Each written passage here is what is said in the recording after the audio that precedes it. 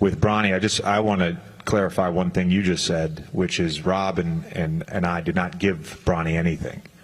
Bronny has earned this, right? Bronny talks about his hard work. Bronny has earned this through hard work. And for us, prioritizing player development, we view Bronny as like case study one. So guys, this is Doug Gottlieb, and he's a college coach at Green Bay.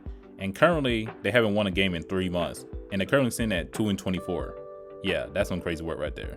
And y'all see what LeBron said: earned to not given. Gotta give him credit though. And then a whole bunch of laughing emojis behind it and poop emojis. Now, the reason he's going at him is because of this. This is about LeBron, who said, I want to play with my son. I want him to be in the NBA. And he said it, and the Lakers snapped their finger and made it happen.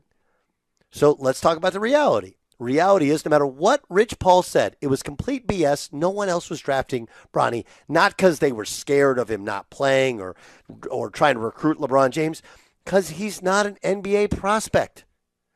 I have a very close friend who is a scout on a high-level NBA team who's tracked Bronny James for the entirety of his career. Go back and look. High school, AAU, college. There is no point in which he is elite at anything he does. And at his size, you got to be elite shooting and defensively. He's not. And all this does is expose it as it was just they were trying to please LeBron, which you could do, and I actually have no problem with. You waste a draft pick, you give him a 4-year guaranteed contract like he's a real NBA player, you put him out there the first game of the season. No one does that. So what it does is it strikes at the credibility of your coach who said, we love Bronny. Remember, this is a coach in J.J. Redick who's trying to earn credibility in the NBA. And what did he say? He earned this. No, he didn't. How?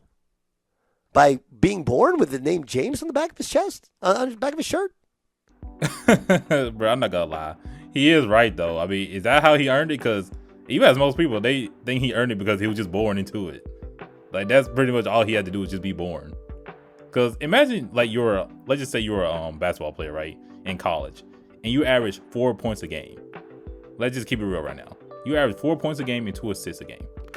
You're telling me if I go to the draft, I have a high chance of getting still picked? Or what the smart thing would be to do is to try to get better over time, maybe for another year or two to see where I'm at, and then put my name into the draft. Which sounds better to do? Go back to college for a couple more years. But unless you're, LeBron James hey, you don't have to worry about that. You can just do 1 year of college and then dip to the NBA.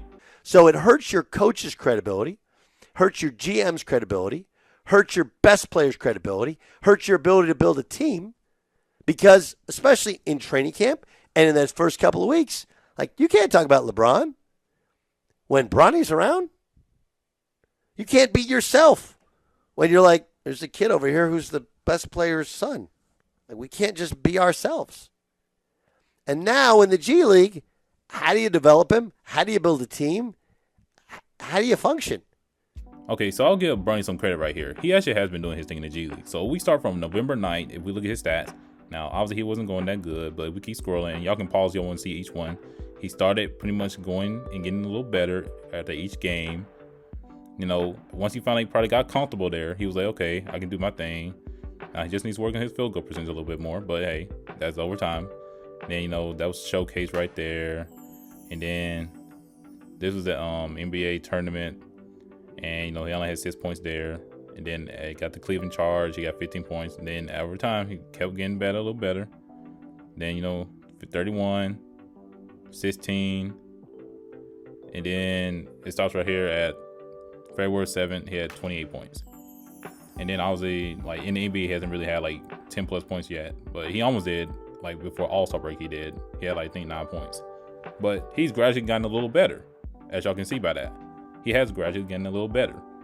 But I know a lot of people say, see, he is balling in the G League. Yeah, he is, but I want to see that in the NBA.